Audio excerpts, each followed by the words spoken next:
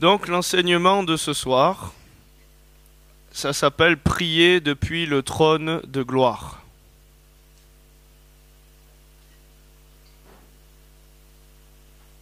Donc un petit récapitulatif d'un enseignement dont j'ai posé les fondements avant, de notre identité. Comme je l'ai dit, donc dans Genèse, pour ceux qui n'étaient pas là, Dieu, il a engendré quoi? Il a dit, faisons l'homme et la femme à notre image.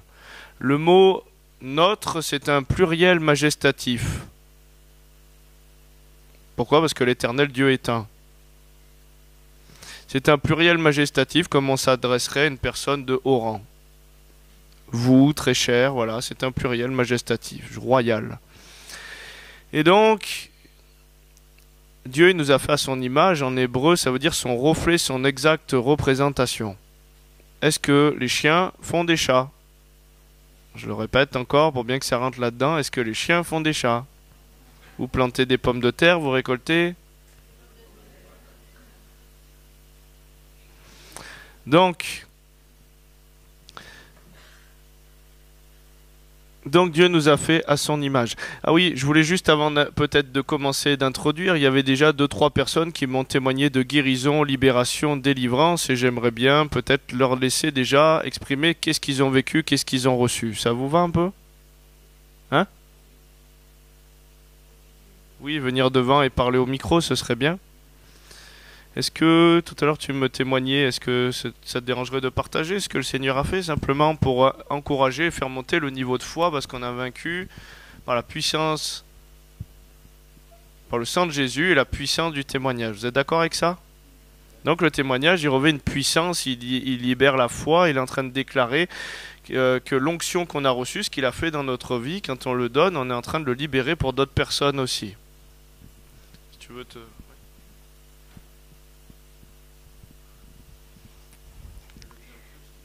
Ah d'accord, c'est bon là? On m'entend? Alors voilà, il y a quelques jours que je suis venue, enfin 2 fois l'après-midi au début. Et puis plusieurs fois j'ai demandé au Seigneur de m'aider au niveau de mes poignets parce que j'ai le syndrome du canal carpien à mes 2 poignets depuis au moins une dizaine d'années. Et j'ai jamais voulu me faire opérer parce que j'ai un enfant qui demande beaucoup de prise en charge.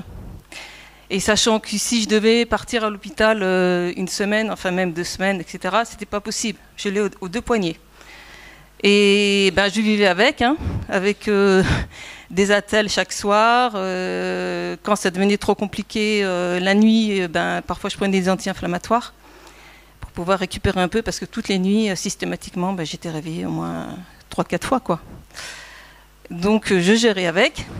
Et là, la première nuit, est-ce que je mets mes attelles ou pas? Bon, je me dis, je vais les mettre quand même.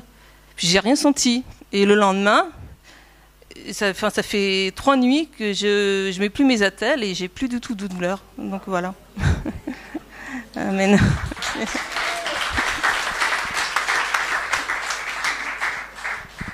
Amen, amen. Donc vous voyez, on a simplement envoyé une parole. À un moment, Dieu a dit qu'il guérissait le canal carpien, et puis simplement la parole a produit son effet. Est-ce qu'il y a d'autres personnes qui veulent témoigner de quelque chose qu'ils ont vécu, ressenti, voilà, guérison, restauration, une libération?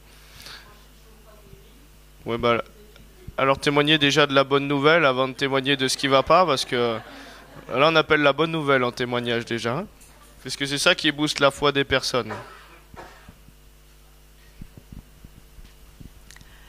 Bon, ça fait à peu près 30-40 ans que j'ai mal au dos, mais là, depuis 1 an, ça devient un peu critique. J'étais plutôt du genre à marcher comme ça. Et quand Cyril a parlé de Kundalini, je me dis, le serpent qui s'entoure autour de la colonne vertébrale, est-ce que ce serait ça? J'ai des ascendances asiatiques et tout. Et j'ai demandé qu'on prie pour ça à la Christelle. Et Christelle, je lui ai dit, j'ai pensé au Kundalini, elle a prié pour ça et tout. Et c'est Thierry, il a continué et on ne lui avait pas parlé.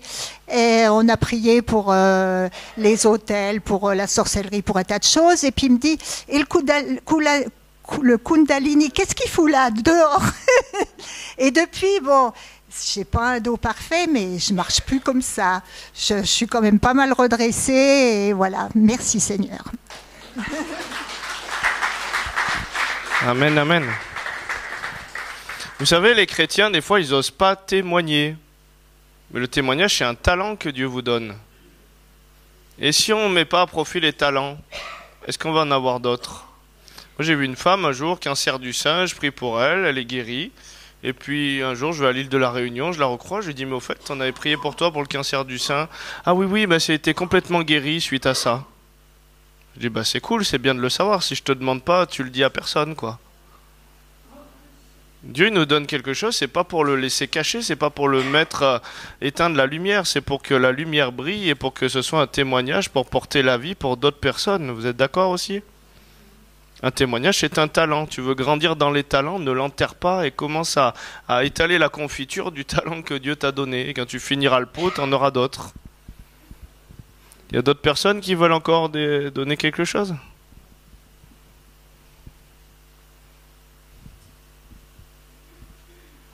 Déjà, j'ai enlevé mes lunettes. Je suis opérée de la cataracte d'un côté, de l'autre côté de la semaine prochaine. Voilà. Bon.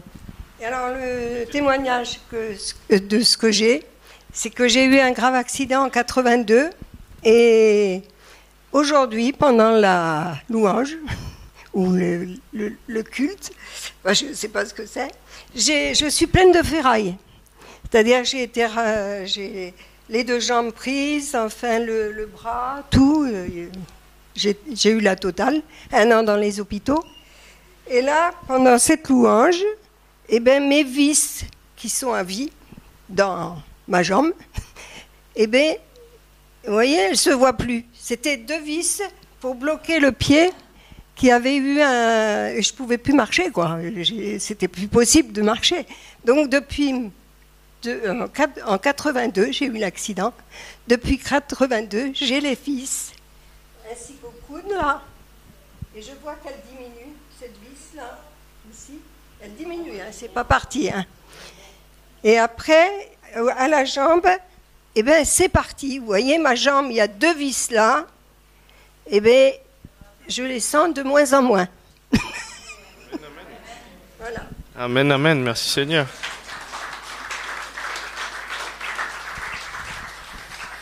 Vous savez, on a eu... Ça sent le cannabis encore. Hein. On a eu quelqu'un... si quelqu'un peut voir dehors, là, qui c'est qui se met en bas et qui nous envoie ses émanations. Ouais. Il y a quelqu'un à la Réunion qui était plaqué, broché en fer tout le long et qui marchait comme ça après la prière. Dieu a fait disparaître la broche en fer, c'est du bubble gum et il marche des kilomètres maintenant. Ouais. Ouais.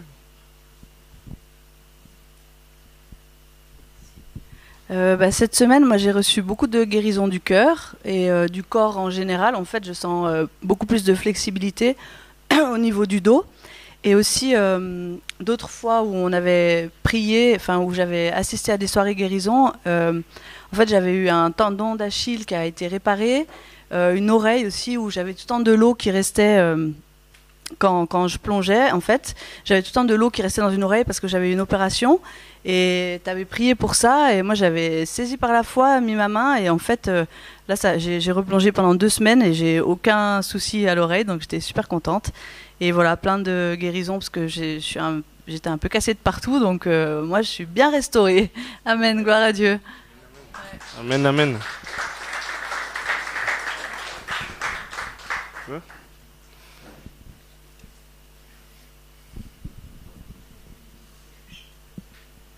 Pour moi, c'est difficile à dire parce que je n'ai pas toujours les mots.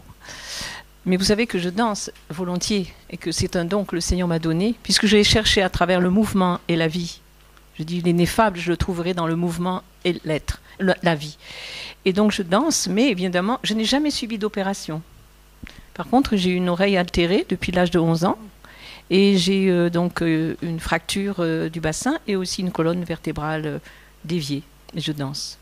Et là, pendant tout ce temps où on a loué, on a dansé, c'est comme dit Léa, c'est que mon corps se dilate de plus en plus. on a invoqué, enfin on a lié ces puissances de sirène des eaux, de tout ce qui a pu toucher mon corps et mon âme, et également en franc-maçonnerie. J'ignorais d'ailleurs que pour ma famille, mais c'est comme si ces puissances avaient cessé d'agir, vraiment, et que mon corps de plus en plus se dilatait sous l'onction que nous avons chaque fois que nous le louons. Et il y a une liberté dans l'esprit qui est tellement grande, et ça, je repars vraiment restauré, renouvelé, avec cette force que le Seigneur donne pour continuer à aller là où il veut que nous allions, avec tous les dons qu'il nous donne, et à chacun. C'est magnifique. Je remercie le Seigneur. Amen, amen. Merci Seigneur pour les guérisons, restaurations. Voilà. Ne vous priez pas de témoigner, vous savez, c'est une adoration pour Dieu aussi. Hein. Ça va? Bon, moi, j'ai eu un accident en 2000.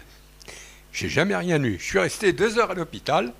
Je suis passé à la radio. Le docteur il m'a dit « Foutez le camp tout de suite, vous allez attraper un microbe. » Parce que j'étais ouvert d'un bout à l'autre. Bon. 3 jours après, il y a une copine infâme qui vient. Et puis l'infirmière venait 3-4 fois par jour me soigner. Elle me dit « Qu'est-ce que c'est que ça ?» Elle dit « C'est l'os. » J'ai réalisé quand même, c'est quand même assez grave. Et du coup, à Panassa, que je suis venu assez souvent, ça fait 2 fois que je viens là pour avoir les louanges. Et j'ai jamais tombé. Mais là, ici, je tombe tout le temps. Et hier, parce que je travaille encore, pour venir, je me suis changé à 4 heures, il n'y avait rien du tout. Hier au soir, je change de pantalon, j'ai une grosse bosse là. Bon, et puis voilà, j'ai beaucoup moins mal. Parce que je fais du jardin, je travaille un quart d'heure et je repose une demi-heure. Je regarde les Pyrénées. Ça s'est fermé donc. Ah, c'était pas ouvert, tiens. C'était quoi qui allait pas? Ah, c'est les reins. Là, les reins, ça Les va. reins. Là, Oui. les reins, ça va. Oui. Amen, amen. Il faut danser la carioca maintenant pour le Seigneur. Mais quand même, si je travaille une demi-heure. Il en est fait selon votre foi, donc croyez que vous pouvez faire des choses que... c'est notre foi des fois qui nous limite. Hein. Moi j'ai vu des personnes dans le bâtiment déjà avancées vers la retraite qui disaient c'est normal que j'ai mal, c'est ci, c'est ça. Je lui dis renonce à ce mensonge que c'est normal que tu as mal. La personne elle a renoncé à ce mensonge et plus de douleur. Donc c'est important de positionner sa foi dans les promesses de Dieu et c'est pas le métier, la pénibilité ou parce qu'on est assis depuis un moment qui doit déterminer si on va avoir mal ou pas, ou un problème ou pas. Mais l'avantage c'est que j'ai jamais mal si je suis assis, si je dors. Quand je courbé, là ça fait mal. Okay. Sans ça, à conduire, je peux conduire aussi. Ouais, et là donc ça va mieux les reins alors c'est ça? Ça va mieux. Ok. C'est pas parfait encore. Ok, merci Seigneur pour ces commencements, voilà. Amen, amen. Amen.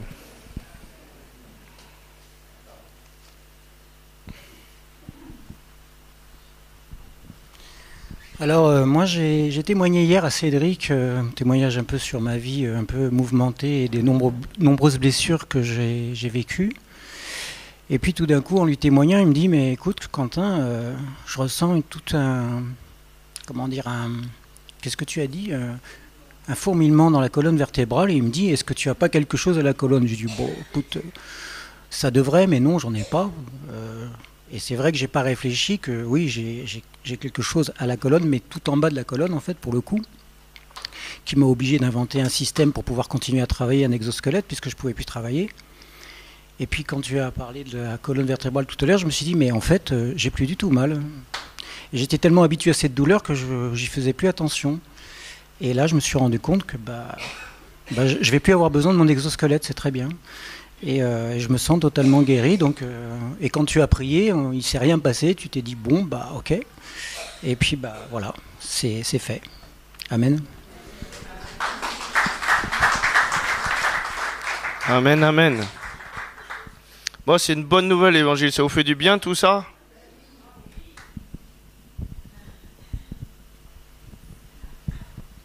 fin avril de cette année, j'ai fait 2 attaques cérébrales et un AVC. Mais j'avais fait une attaque cérébrale l'année dernière, assez puissante d'ailleurs. Et à la suite de cette attaque cérébrale, évidemment, et ces AVC, je suis tombé sur du ciment. Et je me suis ouvert et on m'a fait évidemment des points aux urgences. Et là, à la suite de l'AVC, j'avais perdu mon bras gauche. C'était devenu un légume. Et des personnes de l'église sont venues prier autour de moi le dimanche matin. Et suite à la prière, j'ai récupéré mon bras. Voilà, donc à la sortie, le docteur m'a fait voir sur les IRM comment dirais-je, les AVC, parce qu'il en avait déjà fait par le passé, je ne le savais pas. C'est là que c'est suite à la chute, c'est pour ça, parce que chaque fois que ça se passait sur le lit. Donc je pensais ça, des gros malaises. Mais je ne savais pas ce que j'avais, je ne me faisais pas soigner, c'était ça le problème, c'était grave. Et là, comme je suis tombé sur le ciment et que je me suis ouvert, qu'on m'a fait des points, on ne m'a pas laissé sortir, évidemment. Et à la suite de ça, il m'a dit, vous avez le cœur très malade maintenant, il est très fatigué, il faudra faire très attention, vous aurez un traitement, il m'a dit, costaud. Et on a continué à prier pour moi. 2 mois après, je suis allé voir le cardiologue qui m'a fait un examen complet, avec échographie et tout, et le rapport, il était pratiquement positif. À 90-95%, le cœur était guéri. Voilà. Et pour avoir fait pas mal d'AVC récemment, je trouve que je suis encore en bon état. Voilà ce que j'avais à dire. Amen, amen. Amen, amen. S'il y a d'autres témoignages, on prendra encore un peu demain, ce que le Seigneur fait. Voilà, il y a plusieurs personnes qui ont encore dit qu'ils étaient visités, qu'il y avait des douleurs qui étaient parties ou quoi. Donc c'est important qu'on puisse avoir aussi le retour de ce que Dieu fait et se réjouir tous ensemble. Vous êtes d'accord avec ça ? Parce que regardez, on témoigne facilement de nos galères. Hein. Oh là là, moi je viens à ce camp, ça va pas. Dans ma famille, ça va pas. J'ai des douleurs partout. J'espère que vous prierez pour moi. J'ai ci, j'ai ça, j'ai ci, j'ai ça. Mais on est transformé à l'image de ce qu'on contemple. Est-ce qu'on cultive la bonne nouvelle plutôt que les choses qui vont pas ? Et donc c'est important vraiment de chercher à regarder à la lumière plutôt qu'à faire toute la palette de sombre de l'ennemi, quoi. Des fois, on devient des spécialistes de la palette de sombre plutôt que de la lumière. Et on regarde là où on va. Enfin, on va là où on regarde, comme en vélo, quoi. Un principe spirituel. Il est bien ce micro ou pas ? Parce que moi, j'ai moins de retour qu'avec l'autre. Ça va, vous entendez bien ?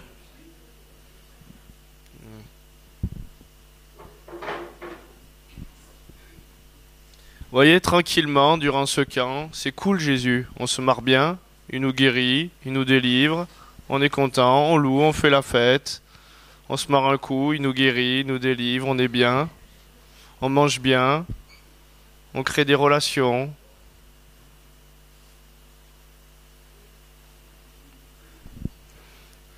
Donc c'est moins constipé que ce qu'on veut nous faire croire. Vous êtes d'accord ? Je vais dédicacer à Billy ce mot. Bon.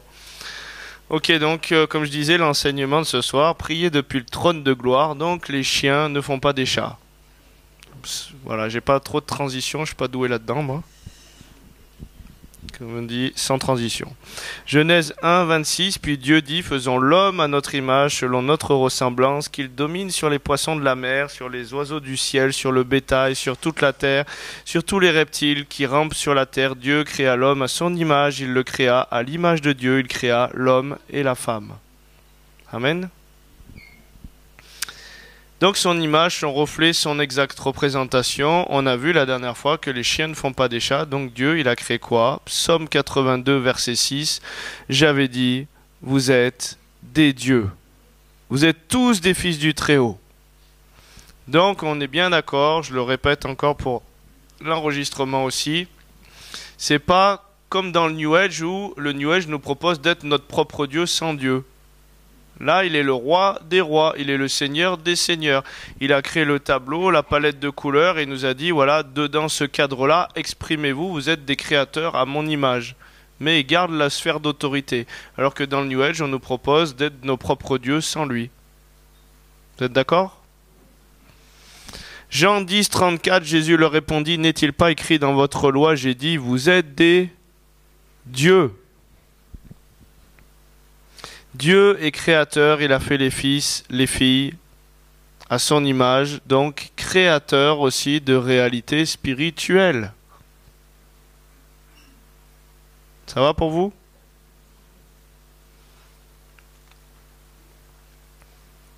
Et donc, qu'est-ce qui s'est passé? Je vous ai dit, dans Jean 3, c'est une naissance depuis le haut dont il est parlé. Si un homme ne naît d'en haut, si un homme ne naît en araméen depuis l'origine, depuis le plan initial de Dieu, il ne peut pas voir.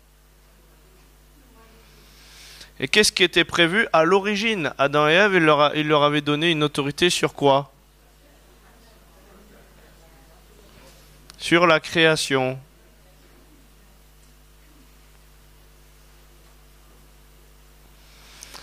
Donc il leur avait donné une autorité sur la création. Et donc qu'est-ce qu'il est dit dans Romains 8, à partir du verset 19? Aussi, la création attend-elle avec un ardent désir la révélation des fils de Dieu, car la création a été soumise à la vanité non de son gré, mais à cause de celui qui l'y a soumise, avec l'espérance qu'elle sera affranchie de la servitude, de la corruption, pour avoir part à la liberté de la gloire des enfants de Dieu. Donc on a une autorité, s'il vous plaît, on a une autorité sur la création. Amen. Et c'est pour ça que quand je comprends mon identité de fils de Dieu, ça fait bizarre à dire, hein, mais il le dit. Eh ben, je commence à comprendre que j'ai une autorité sur la création de Dieu, puisqu'il a repris les clés où l'ennemi a eu un droit sur cette création. Vous êtes d'accord avec ça? Et il nous les a donnés, il a dit, ce que j'ai, je leur donne.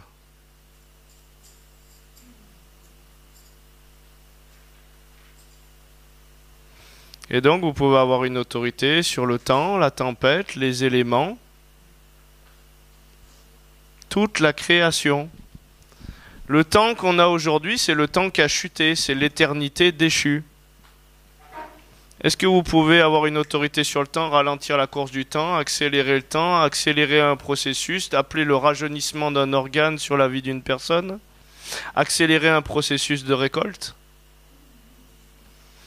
J'ai un gars qui avait fait un CD à LL Ministries, il y avait ses CD, et le gars il était allé dans tous les lieux de réveil où vraiment il y avait la gloire de Dieu. Il dit, j'ai été témoin de choses incroyables. Il plantait une graine de tomate, le lendemain le plant poussait, 2 jours après il récoltait des tomates.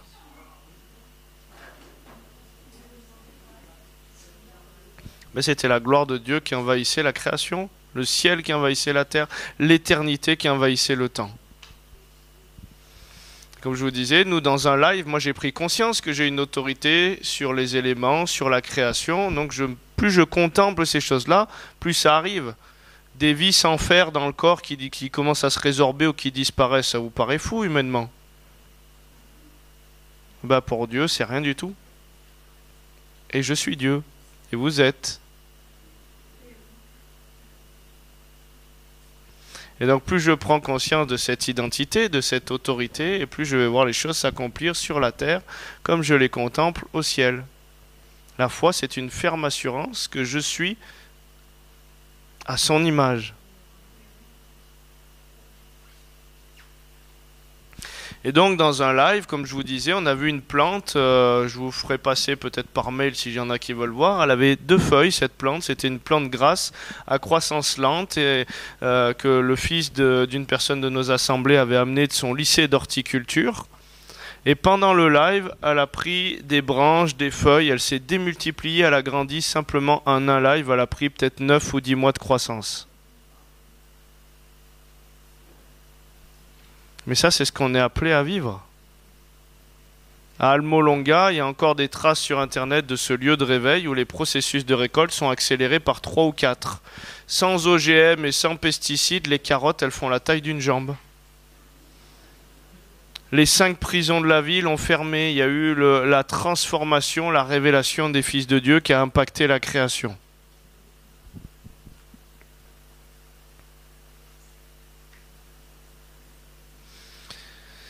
Donc aussi la création attend-elle avec un ardent désir la révélation des fils de Dieu, car la création a été soumise à la vanité non de son gré, mais à cause de celui qui l'y a soumise, avec l'espérance qu'elle aussi sera affranchie de la servitude de la corruption, pour avoir part à la liberté de la gloire des enfants de Dieu. Que ton règne vienne sur la terre.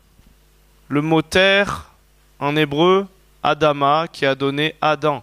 Il veut venir sur l'Adama et sur l'Adam comme au ciel. Pourquoi? Parce qu'il n'a pas prévu de laisser l'ennemi gagner, qu'elle soit détruite, cette création. Il a prévu que là où les ténèbres ont essayé d'abonder, sa grâce surabonde.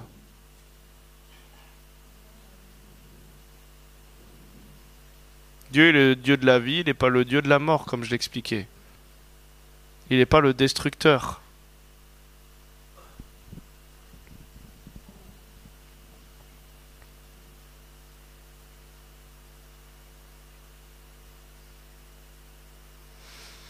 Romains 4, verset 17, selon qu'il est écrit, je t'ai établi père d'un grand nombre de nations, il est notre père devant celui auquel il a cru, Dieu, qui donne la vie aux morts et qui appelle les choses qui ne sont point comme si elles étaient. Intéressant la fin de ce passage. Dieu qui appelle les choses qui ne sont point comme si elles étaient. Ma question, qui es-tu? Est-ce que tu appelles les choses à l'existence, toi aussi, puisque tu es Dieu, qui ne sont point comme si elles étaient? Est-ce que tu sais que tu as cette autorité-là? Là, il y a encore une sœur qui m'a envoyé que toute sa dette a été payée. On a encore eu des sous qui sont apparus surnaturellement sur des comptes bancaires parce qu'on les a appelés à l'existence alors qu'ils n'y étaient pas. Il n'y a aucune raison que tout ce fric apparaisse sur les comptes surnaturellement. On a appelé de la multiplication de nourriture, il n'y en a pas plus, mais on l'a appelé comme si ça existait et fermement. On a appelé des bijoux en or sur des bijoux en toc qui se sont changés en or. On a appelé des pierres précieuses, on a appelé des choses comme ça, on a vu ces choses-là dans les conférences. Comme je vous disais, j'ai un ami en Espagne, et un jour il a appelé les gens à dire « Regardez, Dieu fait des miracles encore aujourd'hui, et amenez des bouteilles d'eau demain, et je vais appeler que ces bouteilles d'eau se changent en vin. » Ben, les gens sont réellement venus avec des bouteilles d'eau, donc ils ont pris au mot. Et il a appelé le changement, et l'eau s'est changée en vin. Si vous croyez que vous ne doutez point, vous direz à cette montagne, jette-toi dans la mer, elle le ferait.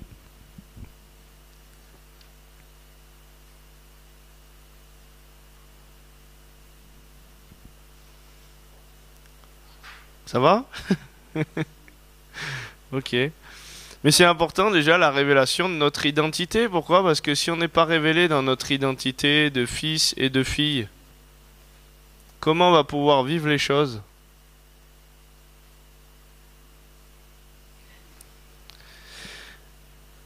Jacques 5, à partir du verset 16, confessez vos péchés les uns aux autres et priez les uns pour les autres, afin que vous soyez guéris. La prière fervente du juste a une grande efficacité. Mais si je suis 99% du temps juste, donc à son image, et 1% du temps plus à son image, et si je ne crois pas que je suis un Dieu, c'est qui appelle les choses à l'existence qui n'existent pas? Non, mais c'est Dieu. Donc si je ne crois pas que je suis Dieu, je les appelle pas. Si je ne crois pas que je suis juste, ma prière fervente n'a aucun effet. Et c'est pour ça qu'on voit des assemblées. Aujourd'hui, on est des millions de chrétiens, vous êtes d'accord? Enfin, chrétiens. Qui prient. Et ça ne fait pas avancer le schmilblick, comme il disait Coluche. Alors qu'à l'époque, il y en a 12 qui priaient, et ça ébranlait, ça changeait, et ça faisait bouger les nations. Une prêche, 3000 conversions. Aujourd'hui, 3000 prêches, une conversion. Alors que normalement, le monde, il devait être révolutionné, mais parce qu'en fait, la plupart des personnes, je me rends compte qu'ils n'ont pas compris qu'ils sont des dieux et ils n'ont pas compris la justice de Dieu en Christ. Et donc, ils prient depuis un positionnement qui bouge tout le temps, et un tout petit peu de levain fait qu'ils n'y sont pas.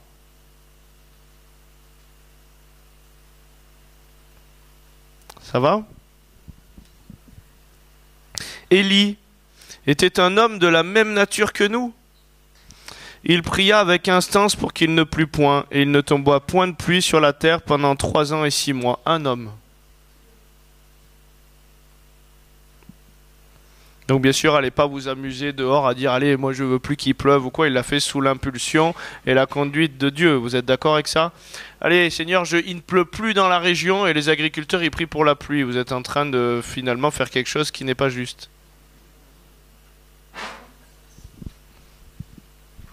Vous diriez à ce figuier de sécher, il sécherait réellement, mais maintenant c'est pour ça qu'il est le roi des rois, parce qu'il faut lui remettre cette autorité qu'on a, parce que réellement la vie et la mort sont au pouvoir de notre langue, et c'est pour ça que lui, il veut aiguiller la puissance qu'il nous a donnée. Vous comprenez? Sinon, ce qui est bon, je le sais, n'habite pas en moi, et moi je vais peut-être déclarer des choses qui vont fonctionner, mais lier quelqu'un. Ça va?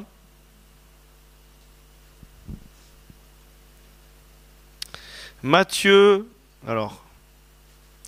verset 18, donc il ne plut pas pendant 3 ans et 6 mois, puis il pria de nouveau, tranquillement, bon tiens j'en ai marre, allez un peu de pluie, il pria de nouveau, et le ciel donna de la pluie et la terre produisit son fruit, puis il pria de nouveau, et le ciel donna de la pluie et la terre produisit son fruit, je l'ai lu 2 fois, voilà.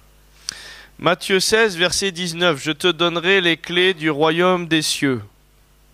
Oh, on a des clés. Ce que tu liras sur la terre sera lié dans les cieux. Ce que tu délieras sur la terre sera délié dans les cieux. Est-ce que vous avez conscience de l'autorité qu'on a? Allez, je ne vais pas nommer la ville, mais je vais vous raconter un témoignage. Moi, j'ai travaillé dans une ville, une mairie, et puis la mairie était franc-maçonne, tout ce qu'il y avait de plus franc-maçon. Le chef des services avait la pyramide avec Horus dans son bureau, c'était un grand maître de loge de Marseille. Et la place centrale de la mairie, c'était une pyramide. Et de la fontaine qui faisait la fierté de la mairie, c'était le monument principal où on disait oui, on va à la ville où il y a la pyramide. Et donc, moi, cette pyramide, elle me gonflait. Parce que c'est l'Égypte, parce que c'est tout ce symbole de l'ennemi qui veut poser ses pions, et puis c'est un autel, et puis voilà. Et donc, j'ai commencé à parler contre l'autel. Que cet autel soit détruit et qu'on n'en voit plus sa trace. Je suis repassé il n'y a pas très longtemps dans cette ville. Et vous savez quoi? Cette pyramide, cette fontaine qui a coûté des milliers d'euros, elle n'existe plus, elle a été rasée.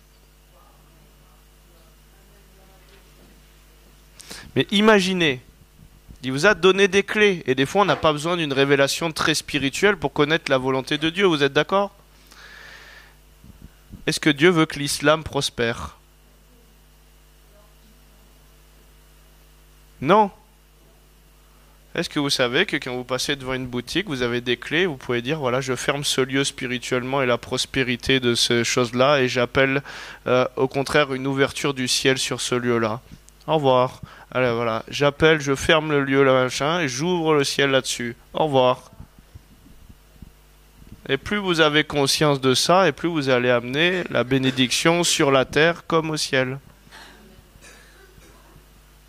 Moi, je vais dans des magasins où un certain commerce islamique se propage et ils font des rayons entiers. Je dis, il ne restera plus ce rayon, nanana. La dernière fois, je suis allé dans un commerce, alors que les rayons commençaient à se multiplier, ils ont diminué, il n'en restait plus qu'un. Donc, je vais y retourner, je vais dire, ce plus qu'un aussi, c'est fini, je le verrouille. On a reçu des clés pour fermer, ouvrir les choses. Ah mais justement, Dieu il nous a aussi fait connaître sa volonté générale. Il y a des fois il me dit prophétise. Je lui dis mais Seigneur tu m'as rien dit. Il me dit mais tu connais mon cœur maintenant, tu as les dents. Donc est-ce que tu as besoin d'une révélation de Dieu pour savoir s'il veut que l'islam se développe? Est-ce que tu as besoin d'une révélation de Dieu pour savoir s'il veut que l'idolâtrie et des faux dieux se développent?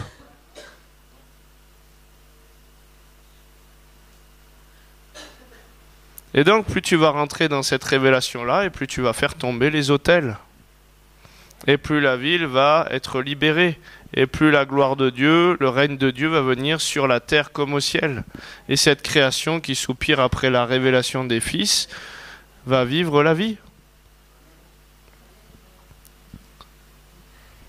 Mais on a une autorité sur les territoires. Il n'y a pas très longtemps, donc moi j'étais en Bourgogne, au Creusot, et puis c'est là où on a implanté, où on a acheté le centre, et puis cette ville ne prospérait pas, et il y avait vraiment un esprit de pauvreté tenu par Schneider, qui était un ancien franc-maçon qui a bâti la ville, et avec tous les immigrés qu'il a fait venir, qui travaillaient dans les mines et tout ça, et vraiment ça prospère pas ce coin, alors qu'il y a tout. TGV, hôpitaux, centre de formation, pôle pour les avocats, il y a tout. Il y a des lacs, c'est joli. Et j'ai commencé à demander à Dieu, je fais quoi? Il m'a dit, tu vas sur l'autel où il y a le trône avec Schneider assis et cette statue qui tient la ville. Et tu vas et tu oins d'huile ces choses et tu déclares que le sang de Jésus couvre ces choses et que son règne est fini. J'y suis allé, je commence à faire ça de nuit, je balance de l'huile, l'immobilier dans la foulée a monté de 20 à 30%.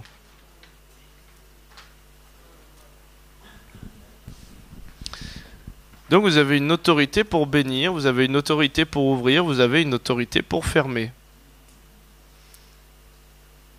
Bon, il y en a peut-être qui ont déjà vécu, mais combien de fois, et même une fois en pleine campagne d'évangélisation à Madagascar, on fait une réunion extérieure, on a payé assez cher pour louer tout un amphi où il y a, je sais plus, 2 ou 3 000 personnes qui sont là. Et donc, ce jour-là, les sorciers ont appelé la pluie. Et il pleut. Les musiciens, c'est en plein air, commencent à ranger tout le matos. Les gens, oh là là, il pleut, ils partent de l'espèce d'arène là, et puis ils s'en vont. Et puis moi, ça commence à me gonfler. Et j'ai pas demandé à Dieu, est-ce que tu veux ouvrir le ciel? J'ai simplement pris conscience que Dieu voulait toucher ces âmes qui étaient en train de partir et que la pluie les faisait fuir. Donc je suis allé, j'ai dit aux musiciens, je dis vous ne partez pas, vous restez là, fais-moi ton micro, j'ordonne maintenant la pluie, tu te tais, tu t'arrêtes tout de suite et tu laisses tranquille et on va faire cette réunion, j'ai déclaré. Le ciel s'est ouvert instantanément, la pluie s'est arrêtée. Et ce jour-là, il y avait un gars de la télé nationale, vous imaginez, d'un miracle de Dieu, comme ça va loin, et le gars il a vu ça, et derrière il a appelé les caméras, il a voulu m'interviewer, j'ai pu encore donner un témoignage plus glorieux, plus loin, et c'est passé à nos chaînes nationales. On a une autorité pour ouvrir, pour délier.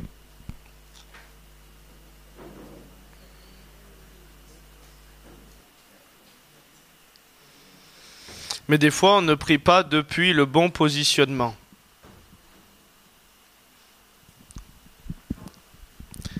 Alors, je vois des personnes, on prie pour la guérison, et puis ils vont pour prier pour la guérison. La dernière fois, je formais quelqu'un, puis je l'écoute un peu prier. Oui, Seigneur, si tu veux guérir la jambe de la personne, si tu veux faire ci, Seigneur, je te prie. Est-ce que tu veux? Oui, mais non. Oui, mais pourquoi? Il faudrait que, s'il te plaît. Et je lui dis, écoute, tu es assis dans les lieux célestes avec Christ. Par ses meurtrissures, il a déjà été guéri, c'est fait. Il t'a remis les clés pour ouvrir la porte de la guérison sur sa vie. Tu vas lui demander s'il veut faire ce qu'il a déjà fait? Il t'a dit, maintenant, moi je me repose. Il t'a dit, à toi, écrase la tête du serpent. Donc c'est qui doit ordonner, appeler les choses à l'existence maintenant? Et quand tu pries comme ça, tu pries depuis le trône de la grâce, depuis ton autorité assis dans les lieux célestes en Christ, et pas depuis le bas qui quémande encore quelque chose que Dieu a déjà fait. Où il t'a dit, je t'ai donné les clés.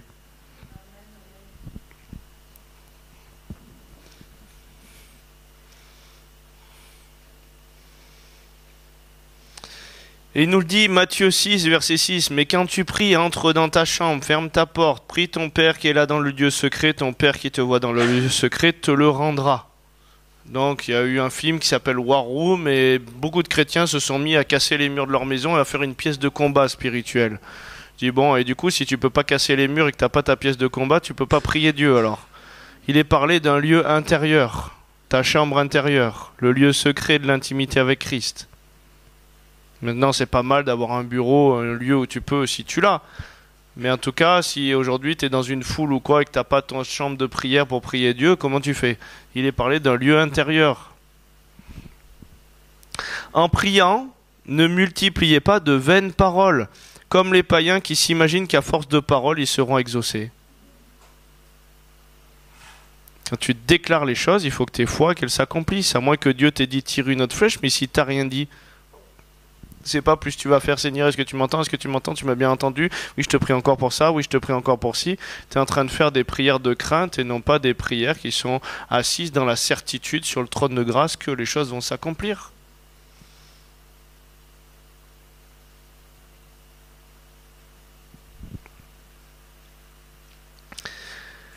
Proverbe 4, verset 23. Garde ton cœur plus que toute autre chose, car de lui viennent les sources de la vie.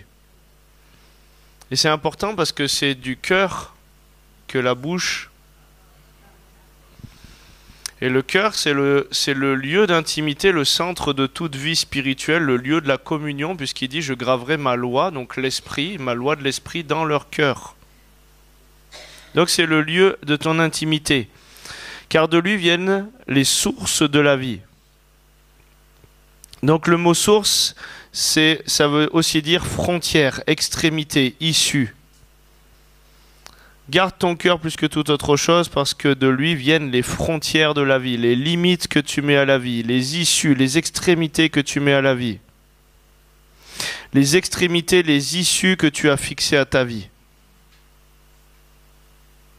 Donc c'est dans ton cœur, dans ton intimité intérieure que viennent tes limitations.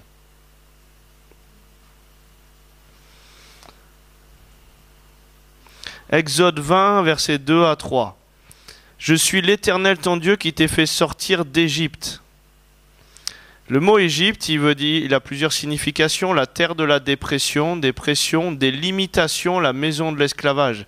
Il t'a fait sortir des limitations. Et ton cœur peut être encore en Égypte? Quand il est dit, tu n'auras pas d'autre Dieu devant moi.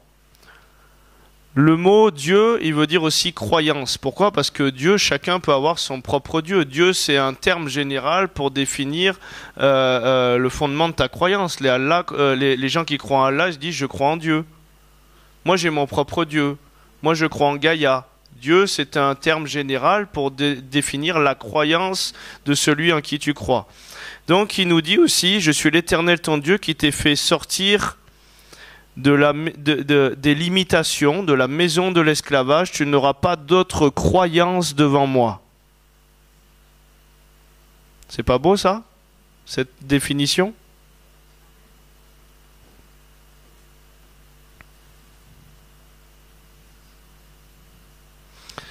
Jean 14, à partir du verset 12. En vérité, je vous le dis, celui qui croit en moi fera aussi les œuvres que je fais, il en fera de plus grandes parce que je m'en vais au Père. Tout ce que vous demanderez en mon nom. Le mot nom en grec, onoma, depuis mon nom. C'est pas dire au nom de Jésus. C'est pas dire Yeshua. Il y a une femme qui vient me dire une fois dans une conférence, elle me dit, alors par contre, moi, vous ne priez pas au nom de Jésus-Christ, je veux que vous disiez Yeshua HaMashiach. Je dis bon.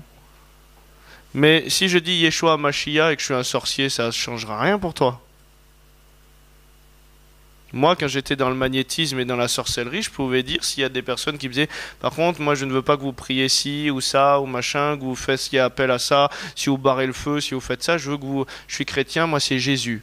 D'accord, il n'y a pas de souci, je dis Jésus. Pendant que je fais mes magnétismes et mes passes spirituelles. Mais c'est pas Jésus qui passe. Parce que tout ce que vous demanderez en mon nom, depuis mon nom, onoma, ça veut dire tout ce qui est amené à la pensée, tant par son rang, son œuvre, son autorité et toutes les choses qui en découlent. C'est pas juste le mot Jésus. Essayez de chasser des démons au nom de Jésus que Paul prêche, les fils de Séba. Ils avaient le bon mot.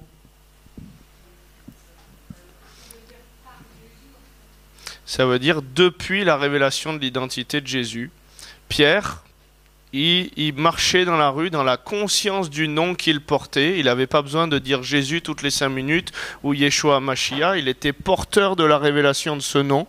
Et les gens étaient guéris même par son nom, par sa présence. L'ange qui avait touché Paul, il guérissait les malades.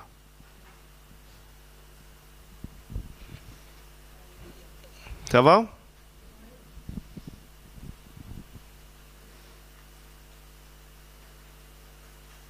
Donc c'est depuis son nom, depuis son œuvre que les choses se font. Mais je peux dire Jésus et ne pas faire les choses depuis son nom et depuis son œuvre. Quelqu'un qui me dit je prie au nom de Jésus pour la guérison dans ces trucs où ils font de la guérison où tout le monde est mêlé et qui après va prier Marie dans son cœur. Est-ce que vous pensez qu'elle a compris le nom de Jésus, cette personne?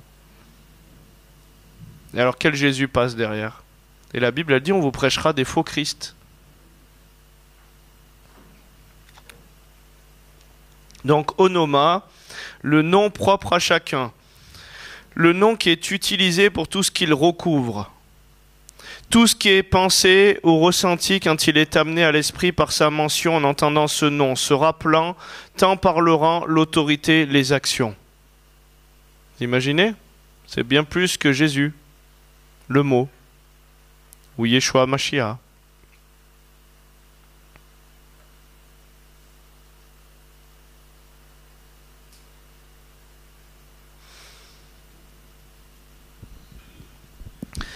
Donc, comme je le disais, c'est par la foi qu'on hérite de la promesse. Hébreux 11:6, sans la foi, il est impossible de lui être agréable. Il faut que celui qui s'approche, il croit que Dieu existe et qu'il est le rémunérateur de ceux qui le cherchent.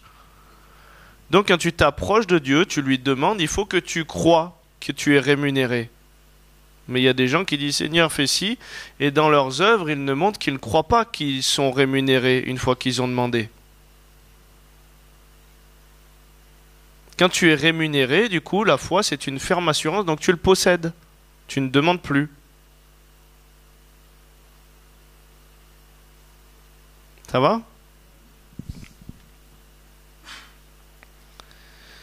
Marc 11, 23, je vous le dis en vérité, si quelqu'un dit à cette montagne, ôte-toi de là et jette-toi dans la mer, s'il ne doute point en son cœur, mais croit que ce qu'il dit arrive, il le verra s'accomplir. C'est pourquoi je vous le dis, tout ce que vous demanderez en priant, croyez que vous l'avez reçu et vous le verrez s'accomplir. Ce que vous demanderez en priant, croyez déjà que vous l'avez reçu, possédez-le et vous le verrez s'accomplir. Mais quelqu'un qui dit, Seigneur, voilà, je te remets le fardeau de ma famille à la croix, je te laisse le porter, je sais que tu t'en occuperas. Amen. Et le lendemain, il revient, Seigneur, je te remets le fardeau de ma famille. Ça veut dire qu'il l'avait récupéré, il ne lui avait pas laissé, il ne possédait pas le fait que c'était accompli.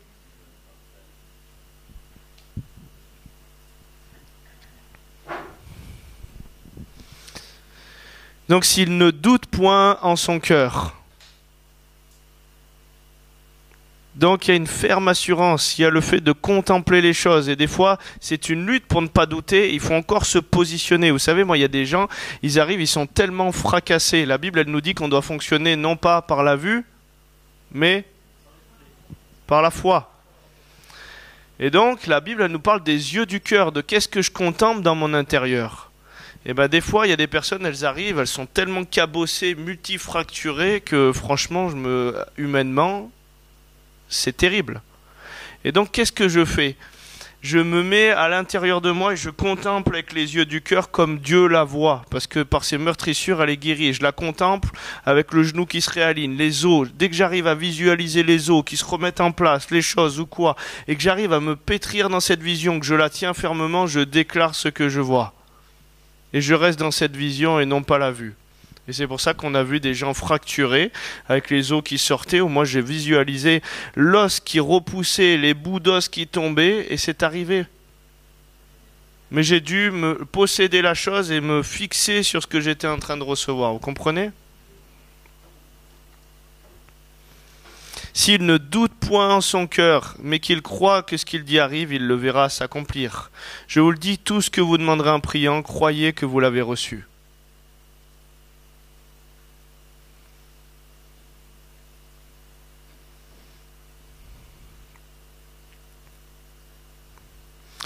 Donc, quel est ton problème?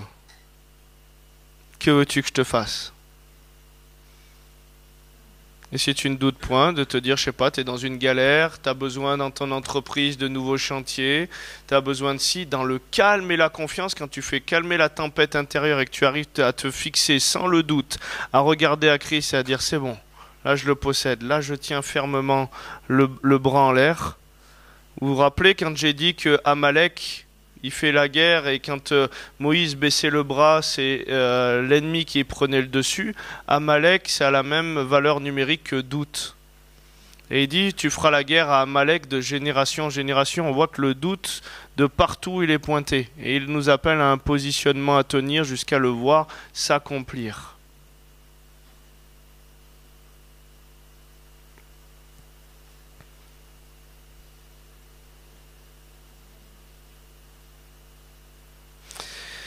Donc on le voit dans Exode 17:15. Moïse bâtit un autel et lui donna pour nom l'Éternel ma bannière. Il dit parce que la main a été levée sur le trône de l'Éternel. Il y aura une guerre de l'Éternel contre Amalek de génération en génération.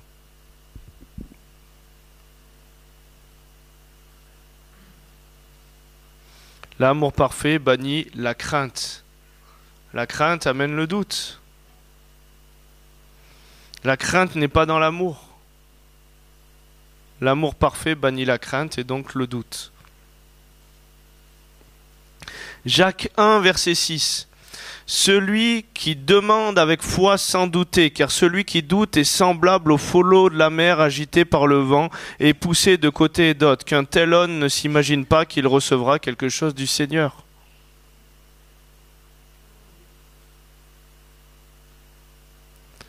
Mais qu'il la demande avec foi sans douter. Et quand tu ne doutes pas, il faut que tu arrives à te fixer et à posséder les choses. Vous êtes d'accord? Pourquoi? Parce que la foi, c'est une démonstration. Le mot démonstration en grec, ça veut dire une preuve certaine.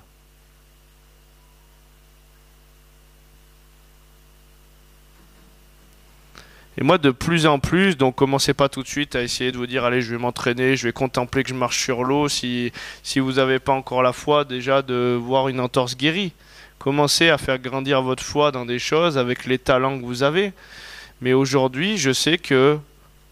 Moi, vous savez, ce verset, quand il dit « Le bonheur et la grâce me persécuteront tous les jours de ma vie », je suis rentré dans une saison où je le possède. Et je sais qu'en plus, ça va de gloire en gloire. Et je vois toujours de plus en plus de grâce, toujours de plus en plus d'ouverture, toujours de plus en plus de cadeaux, de plus en plus de connexions, de choses hallucinantes se passer parce que ma foi est réglée là-dessus.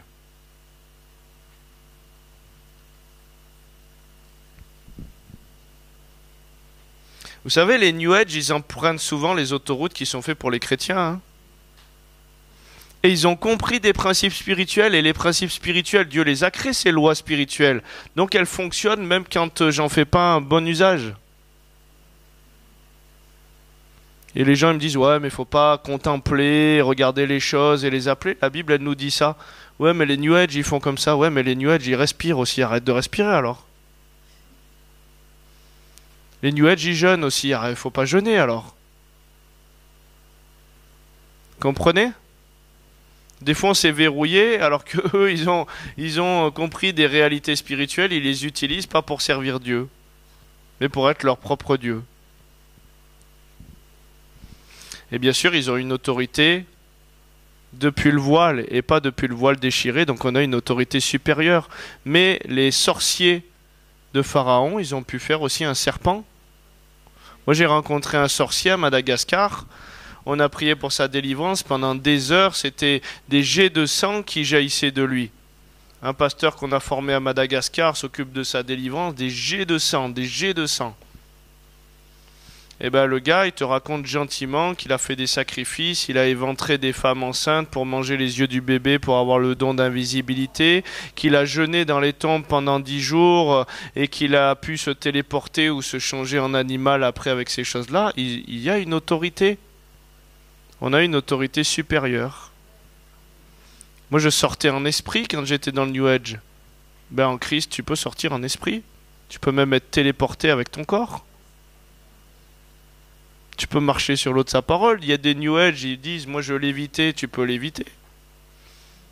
Vous imaginez quand vous rentrez dans cette dimension-là? Tu dis, waouh Seigneur, franchement. Et il y a eu des liens. Catherine Kuhlman, elle priait. Moi j'ai mon père dans la foi qui me dit, j'étais à une conférence de Catherine Kuhlman, elle a prié. Le mec il s'est mis à léviter, il a été mis allongé comme ça, en suspension dans l'air, sa jambe a repoussé, et il a été reposé au sol comme ça.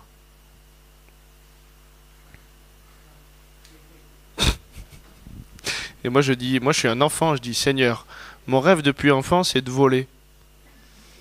Je dis voilà, je me contemple et je pense, hein, on m'a prophétisé, il y a quelqu'un qui est venu me le dire, il me dit voilà, je sais pas pour toi, mais il y a des gens qui vont marcher sur l'eau, je te vois marcher sur l'eau, mais toi, il y a quelque chose où tu vas même voler. Je dis merci Seigneur, je t'ai demandé ça. T'imagines, t'arrives dans une ville et puis tu te poses tranquillement, tu descends du ciel et puis tu dis voilà, Jésus-Christ est votre sauveur et votre Seigneur, c'est un autre témoignage quand même.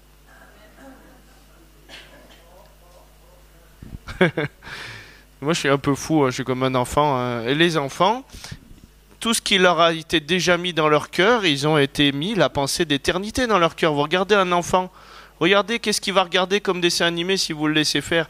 Que des choses de super-héros, de super-pouvoirs. On est fait normalement pour être attiré dans ces choses-là. Et c'est l'ennemi qui les court-circuite et qui leur fait louper le but dès le fondement. Qui ne voulait pas voler quand il était enfant ? Qui ne voulait pas avoir la super force quand il était enfant? Et ben, la force de Samson, tu l'as en Christ. Et aujourd'hui, les moines Shaolin qui se contemplent durs comme la pierre, ils deviennent durs comme la pierre, et même un père faux ne leur perce pas la tête. Les moines Shaolin, ils utilisent des principes qui sont faits pour les chrétiens. Oui. Ouais. Ouais. Mais bon, je parle de, voilà, là je parle pas de la montée au ciel pour être enlevé, assis dans les lieux célestes, je te parle là de vraiment voler Superman, quoi. Dire, ah, il est complètement barré, Cyril. Mais écoutez, moi j'ai appelé des choses à l'existence, et il y a une sœur qui a compris cet enseignement, elle a dit, mais alors j'ai une autorité créatrice, elle aime bien les fleurs. J'aime bien les fleurs aussi, mais elle plus que moi. Et donc, elle a des fleurs un peu de partout. Et puis, elle a dit, waouh, cette fleur-là, moi, j'aimerais bien qu'elle sorte comme ça, qu'elle sorte bleue, alors que c'est des fleurs qui sortent que blanches et il n'en existe pas des bleus. Et ben, elle l'a contemplé, elle l'a appelé, parce qu'elle trouvait ça trop joli. Et donc, comme je vous disais, il a créé les pinceaux, la palette de couleurs. Et une branche de cette plante est sortie bleue, comme elle l'a appelée à l'existence.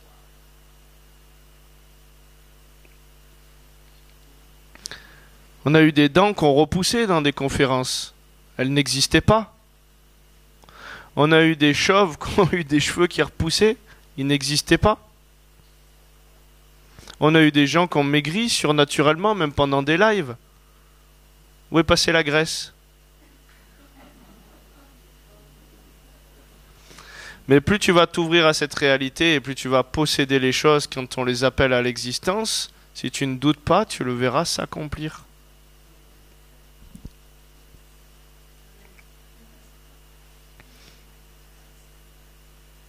Matthieu 21, 21, Jésus leur répondit, je vous le dis en vérité, si vous aviez de la foi et que vous ne doutiez point, non seulement vous feriez ce qui a été fait à ce figuier, mais quand vous diriez à cette montagne, ôte-toi de là, jette-toi dans la mer, cela se ferait. Tout ce que vous demanderez avec foi par la prière, vous le... Si vous ne doutiez point, tout ce que vous demanderez avec foi, vous le recevrez.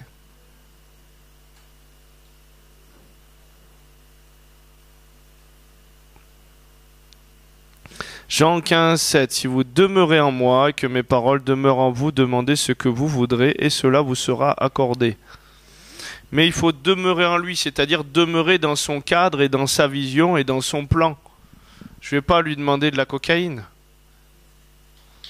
Mais est-ce que Dieu veut que vous prospériez à tout égard? Ben Seigneur, j'ai besoin d'une belle maison parce que moi c'est mon lieu de repos, j'ai besoin de ça. Il y a même un ami pasteur à moi, il contemplait le fait d'avoir une Mustang rouge, machin. Tous les prophètes qui croisaient dans les conférences lui disent, voilà, le Seigneur me montre que ta voiture rouge, ta Mustang que tu as demandé arrive. Et il a eu sa Mustang. Mais Dieu, il veut venir dans nos besoins.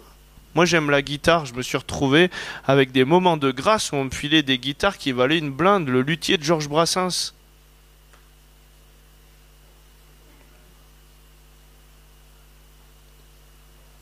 Bon après Dieu m'a demandé de les semer, mais c'est pas grave, c'est juste pour vous montrer que tout ce que vous voudriez, ça arrive.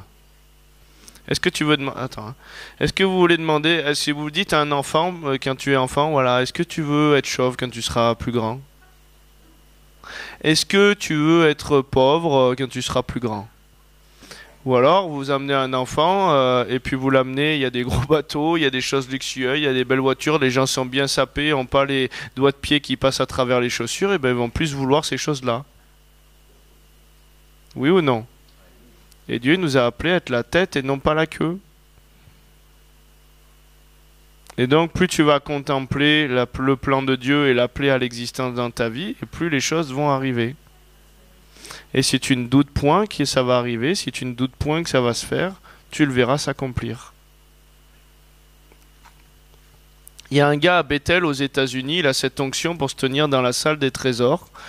Et plusieurs des élèves qui ont fait l'école de Bethel, il va les voir, il dit voilà, je délie 300 000 $ sur ta vie. La semaine d'après, le mec a 300 000 $. Voilà, toi, je délie 1 million sur ta vie. Et il ne doute point, il le contemple et les choses arrivent à ces personnes-là.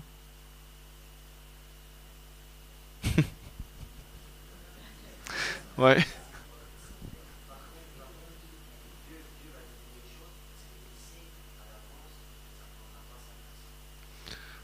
Non, il y a même des choses que tu vas appeler à l'existence. C'est pour ça que tu as une autorité et la vie et la mort, c'est au pouvoir de la langue.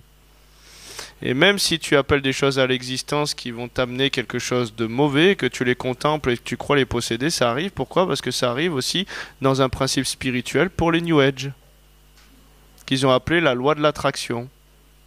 Et c'est pour ça qu'il faut que notre autorité qui nous a donnée, elle soit soumise au roi des rois, au seigneur des seigneurs, pour être sûr que ce soit dans son cadre. Mais si tu demeures dans son cadre, si vous demeurez en moi, et que mes paroles demeurent en vous, demanderez ce que vous voulez dans ce cadre-là, et ça vous sera exaucé.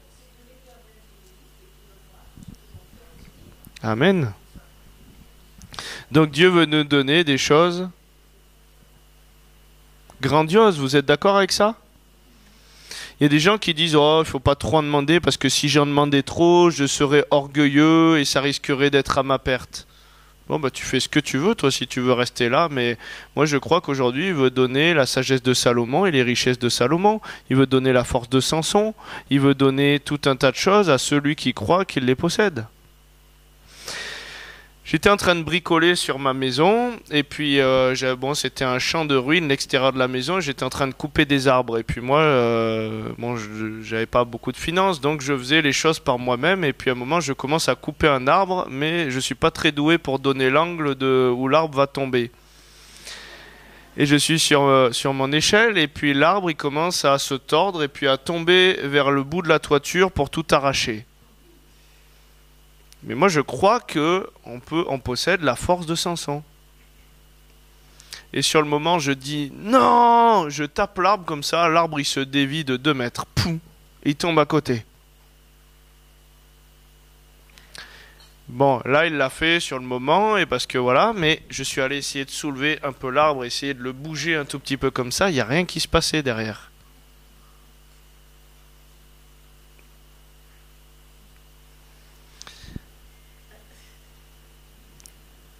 Jacques 4, verset 3. Vous demandez, vous ne recevez pas parce que vous demandez mal dans le but de satisfaire vos passions. Donc si je vais demander à Dieu, je m'adresse à Jésus de la cocaïne, il ne va pas vouloir me donner de la cocaïne.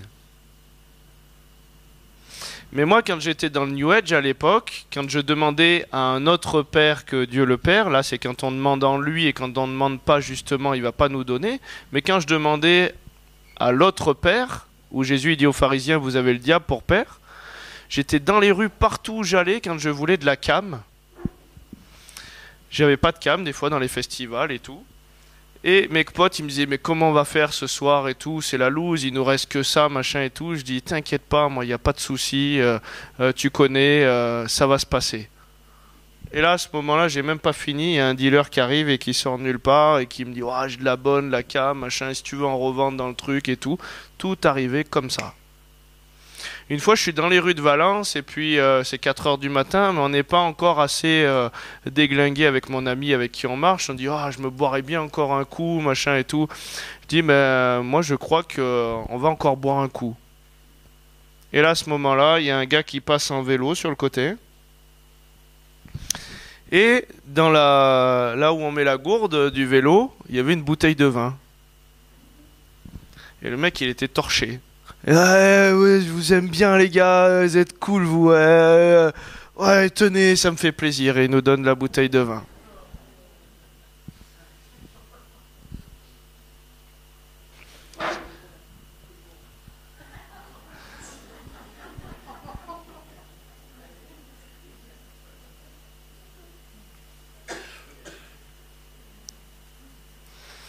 « 1 Jean 3, 21 Bien-aimés, si notre cœur ne nous condamne pas, nous avons de l'assurance devant Dieu. Quoi que ce soit que nous demandions, nous le recevons de lui parce que nous gardons ses commandements et que nous faisons ce qui lui est agréable. »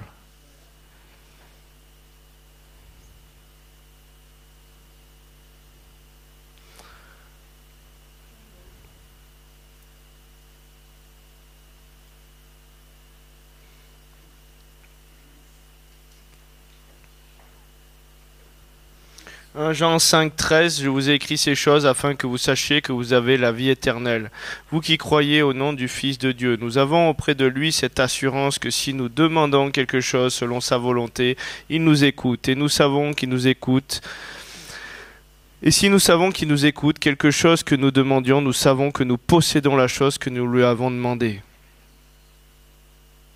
Est-ce que tu possèdes la chose que tu lui as demandée?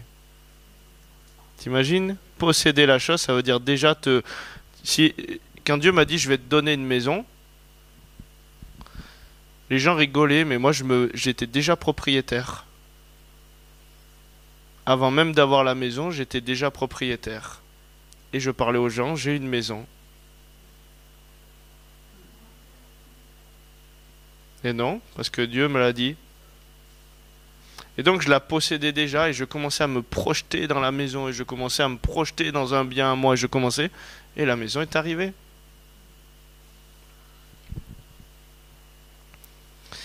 Jean 2, 17, il en est ainsi de la foi, si elle n'a pas les œuvres, elle est morte en elle-même.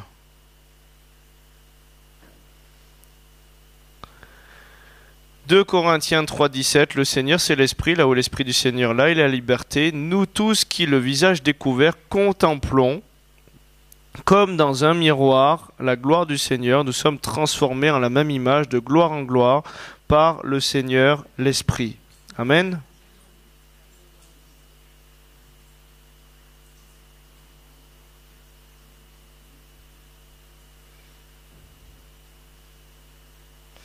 Donc je vais vous lire un petit passage d'un gars que j'aime bien, qui est aussi un petit foufou du Seigneur, il s'appelle Rennie McLean.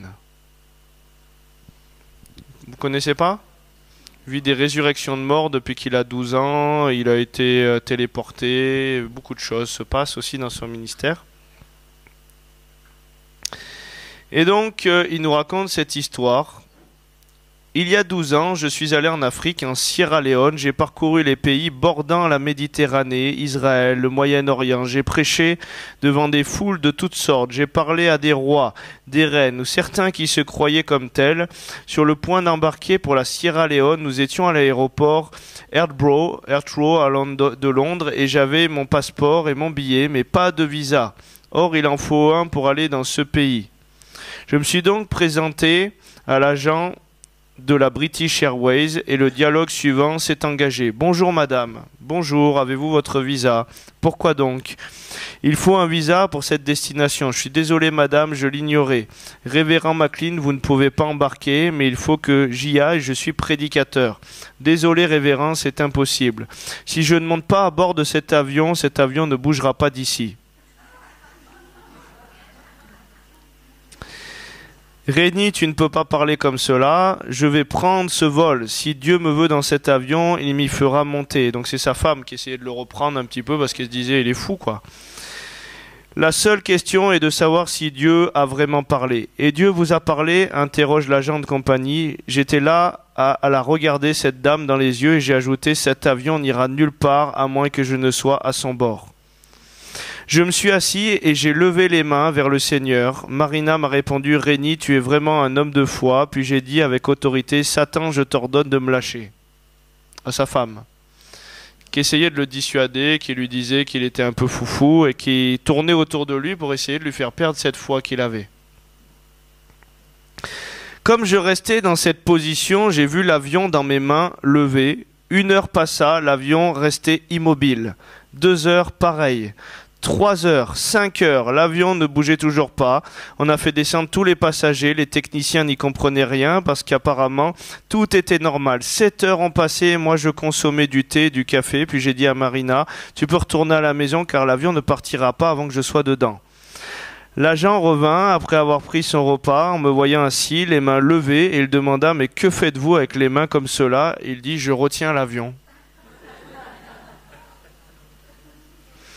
Elle me dévisagea comme si j'avais vraiment un petit grain. Certes, l'Église a passé pour folle parce que souvent nous avons agi sans être sûrs que Dieu avait parlé. J'ai dit à cette dame, Madame, je vous ai dit que l'avion n'irait nulle part tant que je ne serais pas à bord. Je me souviens que vous avez dit cela et vous êtes toujours là.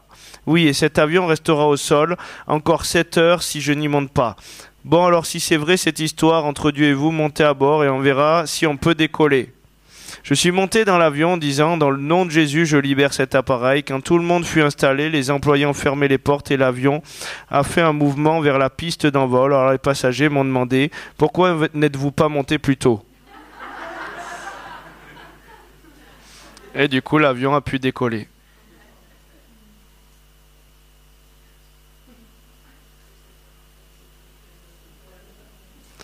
Donc si vous aviez de la foi et que vous ne doutiez point, vous diriez à cette montagne, jette-toi dans la mer et elle le ferait. Amen. La foi amène les œuvres. Il y a un positionnement, vous êtes d'accord? Il a dû sortir de la barque. Il a dû faire quelque chose qui était fou pour son humanité. Il a dû dire arrière de moi à sa femme, comme Jésus l'a dit arrière de moi à Pierre qui aimait Jésus. Et donc quand Dieu parle, il va falloir tenir ferme dans le cap de la vision pour pouvoir voir s'accomplir ses promesses. Amen. Je sais pas, mais je sens un niveau dans l'onction, dans la gloire, dans la compréhension des choses. Seigneur, j'appelle vraiment encore que cette onction, cette révélation du fait de prier depuis notre héritage, prier depuis la gloire, puisse faire corps ici, Seigneur, et que tous les raisonnements, tout ce qui s'élève contre la connaissance de ta vérité se taise, les doutes, les formes d'incrédulité, la foi qui vient contre la foi au Fils de Dieu, j'ordonne au nom de Jésus que toutes les pensées qui s'élèvent contre ta pensée, contre ce que tu veux nous donner, Seigneur, augmente la foi, c'était ma prière tout à l'heure, augmente la foi, qu'on puisse voir depuis ta perspective à toi. Au nom de Jésus, Seigneur, j'appelle ta grâce. J'appelle ta grâce. Déchire les voiles. Seigneur, et des fois il dit, mettez-moi à l'épreuve. Et vous verrez si je n'ouvre pas pour vous. Mais si tu lui fais des prières bidons, des prières petites, basses, alors que tu es un Dieu et qu'il est tout puissant, ben tu vas récolter les miettes alors qu'il y avait bien plus. Amen. Reinhard Bonnke, je vous encourage à lire son livre « Une vie en feu ». C'est un petit pavé qui fait presque la taille d'un dictionnaire. Il n'avait aucune finance. Et il est allé voir les personnes pour construire le plus grand chapiteau du monde. Et ça coûtait des millions, il n'avait rien. Et il a commencé à signer, à valider les devis, à lancer les entreprises et tout ça, alors qu'il n'avait rien. Il aurait pu vraiment risquer très très gros. Et il a tout saisi par la foi de la vision de Dieu. Il a commencé à payer les choses et toutes les finances sont arrivées miraculeusement, surnaturellement, parce qu'il contemplait le fait que c'était déjà payé. Et donc il a pu fonctionner comme quelqu'un où il avait déjà l'argent, puisque Dieu lui avait dit. Et il l'a vu s'accomplir. Et toutes les installations qu'il a bâties pour faire ces grandes campagnes en extérieur sont devenues même des innovations. Et on s'en sert aujourd'hui dans les aéroports. Vous imaginez de quelque chose de Dieu, la bénédiction que ça engendre quand tu tiens le cap de la vision que Dieu t'a donnée? Si vous ne doutiez point, vous le verrez s'accomplir. Donc, qu'est-ce que tu veux que je te fasse, te dit le Seigneur? Dans quoi tu veux que je te persécute par mon amour? Est-ce que tu as quelque chose qui te tient à cœur et que tu veux contempler pour cette saison, appeler à l'existence pour cette saison, qui est dans ma volonté? Tu connais mon cœur. Qu'est-ce que tu veux que je te fasse? contemple-le et si tu ne doutes point, commence déjà à le remercier parce que c'est déjà là. Tu n'es plus en train de prier pour demander quand tu possèdes les choses, tu es d'accord? C'est pour ça que la joie du Seigneur, c'est une force, parce que tu n'es plus en train de combattre, tu te marques que c'est déjà fini. Amen. Amen. Amen. Amen. C'est fait. Gardez le cap de la vision, c'est fait. Priez plus pour ça, remerciez Dieu pour ça. Soyez certains que c'est ça. Vous voulez quoi? Un réveil dans le lieu, un feu nouveau pour ce lieu? Contemplez-le. Contemplez les personnes qui arrivent. Contemplez le mouvement qui vient ici et qui est aimanté comme un autel que vous alimentez en tenant le bras en l'air. Vous êtes un autel et vous attirez la communion à l'autel que vous déclarez.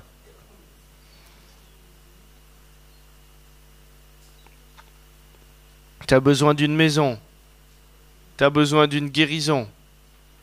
Est-ce que tu la contemples? Est-ce que tu la possèdes? Et quand tu t'approches, est-ce que tu penses que tu as déjà reçu?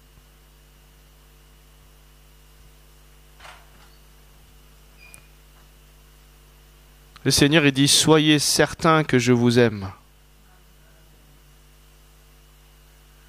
Soyez certains que je vous aime.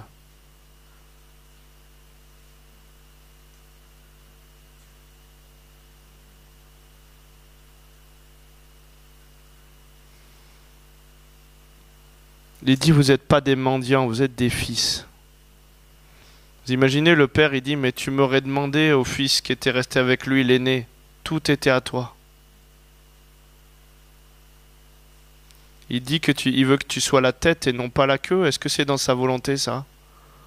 Il dit qu'il en donne autant à ses bien-aimés quand ils dorment. Est-ce que c'est dans sa volonté que tu contemples les bénédictions qui arrivent, grâce sur grâce sur grâce, sans que tu galères?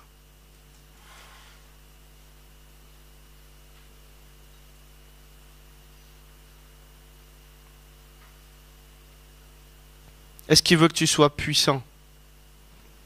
Il dit qu'il l'ordonne, c'est un décret, tu as son image, si tu veux refléter, il ne peut pas en être autrement. Est-ce que tu contemples que tu es la puissance de Dieu manifestée sur terre? Est-ce que tu contemples que là où tu poses le pied, il y a une onde de choc du ciel et que l'ennemi s'enfuit? Est-ce que tu contemples que tu es guérison, que tu es délivrance et que là où tu te trouves, la guérison coule de toi, la délivrance coule de toi?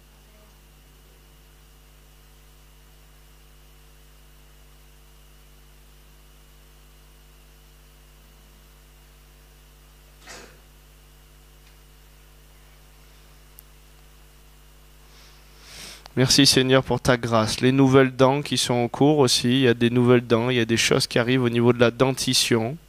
Et dans des conférences, on a vu des personnes qui avaient des dents ou des dents carriées, où il y avait de l'or à la place, ou des bouts de dents qui se remettaient en or, ou de nouvelles dents qui apparaissaient. Seigneur, merci. Et c'est pas plus compliqué que de faire disparaître du métal, des vis en fer.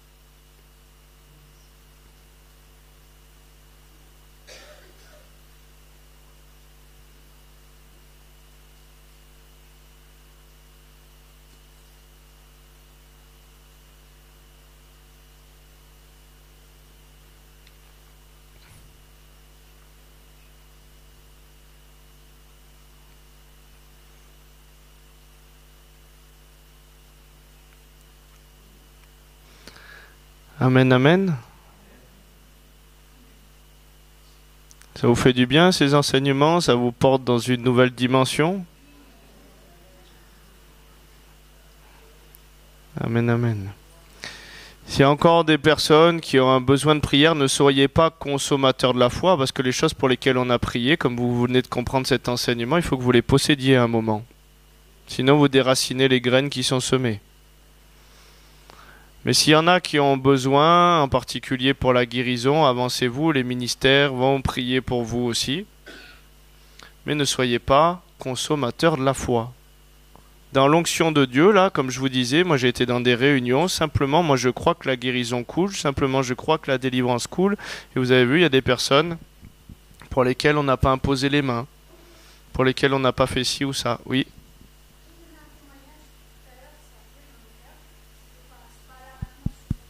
Tu veux prendre le micro?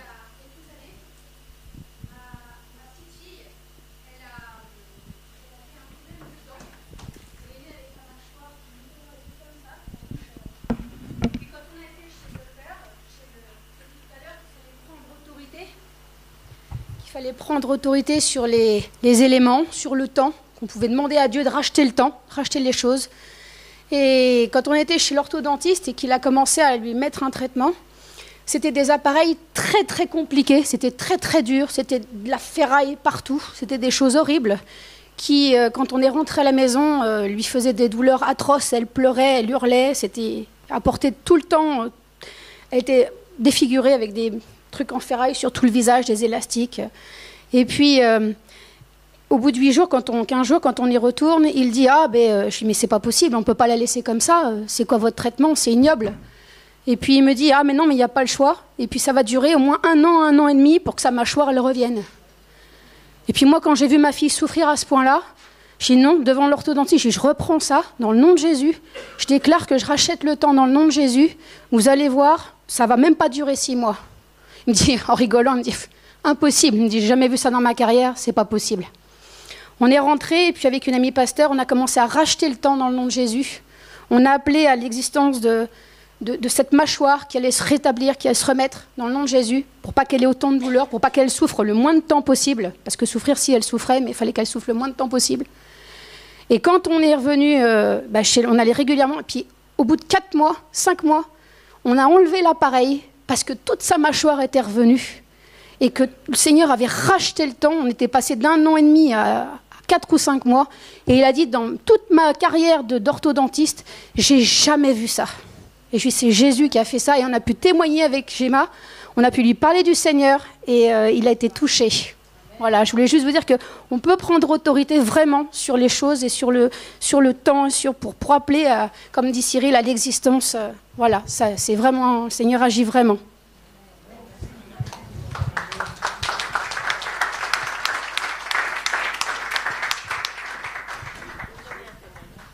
Oui, alors, oui. S'il y a des personnes en attendant qui veulent aussi s'avancer, qui ont besoin en particulier, voilà, pour la guérison, la libération, si on a déjà prié pour certaines choses, voilà, comme je vous dis, déjà possédez ce que vous avez reçu.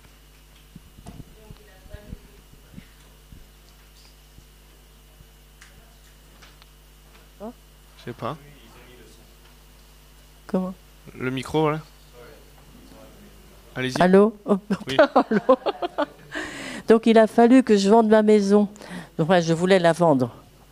Et puis c'était une maison au bord d'une grande route, alors ça roulait énormément.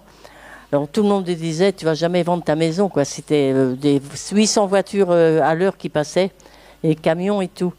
Moi je disais, si, il y a un acheteur pour ma maison, j'ai jamais lâché. Il y a un acheteur pour ma maison, il y a un acheteur pour ma maison. Et puis toujours je gardais la foi. Alors, au bout de 10 ans, c'est pour dire qu'il faut être patient, c'est au bout de 10 ans que l'acheteur est arrivé, il était routier. Donc, ça ne dérangeait pas du tout les camions qui passaient. Mais à partir de là, moi, j'habitais un village et je voulais venir en ville. J'avais une petite maison exposée sud, ouest, une petite terrasse, un petit jardin et le champ du voisin qui y mettait des plantations, c'est moi, j'en bénéficiais. Et c'était gratuit pour moi. J'ai dit, Seigneur, ça s'appelait le Val-Fleury où j'étais. J'ai dit, je quitte le Val-Fleury, je veux un Val-Fleury exactement pareil dans Châteaubriand, c'est notre ville.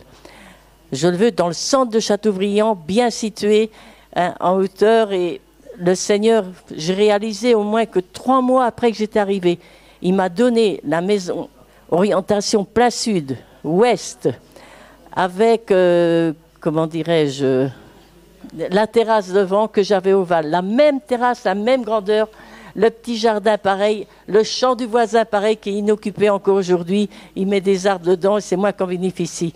C'est pour vous dire que j'avais demandé cette chose-là et je l'ai eue.